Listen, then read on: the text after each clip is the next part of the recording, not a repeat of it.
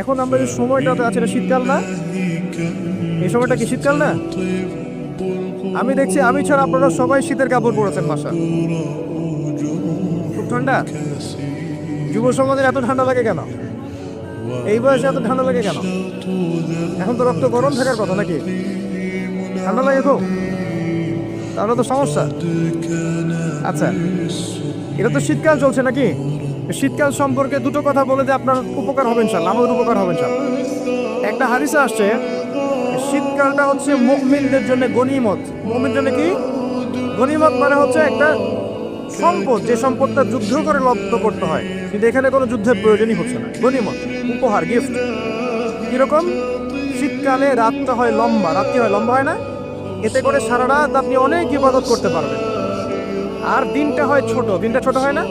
এতে করে আপনি দিনের বেলা সওম বা রোজা রাখতে পারবেন। শীতকাল আসলেই সাহাবীরা বলতেন আহলান সাহলান, শীতকালকে বলতেন আহলান সাহলান, শীতকাল তুমি এসেছো আলহামদুলিল্লাহ।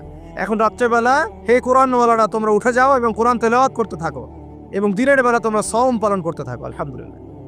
তো শীতের রাতটা কাজে লাগাতে পারি না আমরা? রাতের একটা অংশ ঘুমিয়ে যাবেন, শেষ অংশে উঠে তাহাজ্জুদ পড়বেন এবং কোরআন তেলাওয়াত করবেন এবং আল্লাহর কাছে হাত তুলে দোয়া করবেন। ইনশাআল্লাহ শেষ অংশে, রাতের শেষ অংশে আপনি যে দোয়াই করবেন, আপনার রিজিক যদি হালাল হয় ইনশাআল্লাহ কবুল হয়ে যাবে। শীতকালকে কাজে লাগান। আবার দিনটা হয় ছোট, তাই দিনের বেলা আপনি সওম বা রোজা রাখতে পারবেন। আল্লাহ পাক তৌফিক দান করুন। শীতকাল সম্পর্কে একটা এরকম বর্ণনা আছে, যখন কঠিন শীত আসবে তখন ওই শীতটা থেকে একটা আশ্রয় প্রার্থনা করতে হয় আল্লাহর কাছে, আল্লাহ এই কঠিন শীত থেকে আমাকে বাঁচাও। কারণ কি জানেন? কারণ হচ্ছে জাহান্নাম বছরে 2টা নিঃশ্বাস ছাড়ে। কয়টা নিঃশ্বাস? 2টা। একটা নিঃশ্বাস গ্রীষ্মকালে যখন প্রচন্ড দাবদাহ চলে, ওইটা হচ্ছে জাহান্নামের নিঃশ্বাসের ফসল। ওই প্রভাবে পৃথিবীতে এরকম দাবদাহ চলে। এই সায়েন্স বিশ্বাস করবে? করবে না। ওর বিশ্বাসের আমার যায় আসে না। আল্লাহ পাক বলেছেন সত্য, রাসূল বলেছেন সত্য।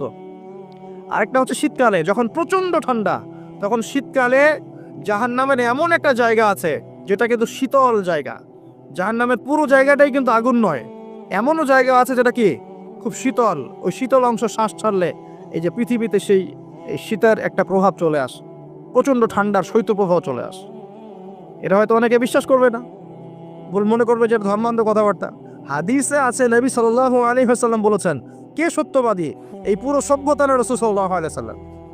এই বিশ্বের সমস্ত মানুষ সত্যবাদী বেশি না আল্লাহর রাসূল বেশি সত্যবাদী? বাস, আর কোনো দরকার আছে কথার? শীতকালটা কাজে লাগাই। এই শীতকালে আমি একটা আমল বলে দিই প্রিয় ভাইরা। শীতকালে নবী সাল্লাল্লাহু আলাইহি ওয়াসাল্লাম এই যে তাহাজ্জুদ পড়তে উৎসাহিত করেছেন, সওম রাখতে উৎসাহিত করেছেন, এবং সাহাবীরা কোরআন তেলাওয়াত করতে উৎসাহিত করেছেন। একটা হাদিসে আছে তিনটা কাজ মানুষের গোনার একটা বড় বড় অংশকে মিটিয়ে দিবে। 1 নম্বর কাজ হচ্ছে সংকটকালীন অবস্থায় দান। মানে আপনার দান করার এখন সামর্থ্য খুব কম, টাকা পয়সা তারা হেসরা আছে, এখন আপনি দান করছেন, এই দানের বিনিময়ে আল্লাহ পাক গোনা আপনার মাফ করে দিবেন ইনশাআল্লাহ। 2 নম্বরটা হচ্ছে যে কঠিন গরম পড়েছে, এই গরমের দিনে আপনি রোজা রেখেছেন, তৃষ্ণার্ত থেকেছেন, এই গরমে রোজা রাখার কারণে আপনার গোনা মাফ হয়ে যাবে ইনশাআল্লাহ। আরেকটা কাজ হচ্ছে প্রচন্ড শীতকাল, এই যে এখন শীতকাল পড়ছে, এই শীতকালে আপনি ঠান্ডা পানিতে ওযু করছেন কষ্ট করে, এই ওযুর বদৌলতে আপনার গোনাগুলো মাফ হয়ে যাবে ইনশাআল্লাহ। 3টা কাজ শীতকালে পাওয়া যাচ্ছে না? 3 নম্বর কাজটা শীতকালে পাওয়া যাচ্ছে না, যে শীতের সময় পূর্ণাঙ্গ রূপে ওযু করলে আপনার গোনাগুলো মাফ হয়ে যাবে ইনশাআল্লাহ। তো শীতকালে মাশাআল্লাহ আমাদের ওয়াজ মাহফিলগুলো হবে, ওয়াজ মাহফিলগুলোতে অ্যাটেন্ড করবেন, ঈমান রিচার্জ করবেন, রাতের বেলা তাহাজ্জুদ পড়বেন ইনশাআল্লাহ। তাড়াতাড়ি ঘুমিয়ে যাবেন যাতে করে শেষ রাতে আপনি উঠতে পারেন। রাতটা লম্বা হবে, একটা অংশে কোরআন তেলাওয়াত করবেন, একটা অংশে দোয়া করবেন ইনশাআল্লাহ তাআলা। আল্লাহ পাক দুনিয়া আখিরাতের যত হাজত আপনার পূর্ণ করে দিবেন ইনশাআল্লাহ। আর দিনের বেলা সম্ভব হলে সওম রাখবেন। আরেকটা কাজ আমাদের করা উচিত, এটা আমি মাহফিলের মাধ্যমে অ্যানাউন্স করছি, আমাদের উচিত শীতকালে আশপাশে যে দরিদ্র শীতার্থ মানুষগুলো আছে, স্পেশালি গ্রামাঞ্চলে, দেশের উত্তরাঞ্চলে কিন্তু প্রচুর শীত পড়ে, এরকম বিভিন্ন অঞ্চলে কিন্তু প্রচুর শীতার্থ মানুষ আছেন।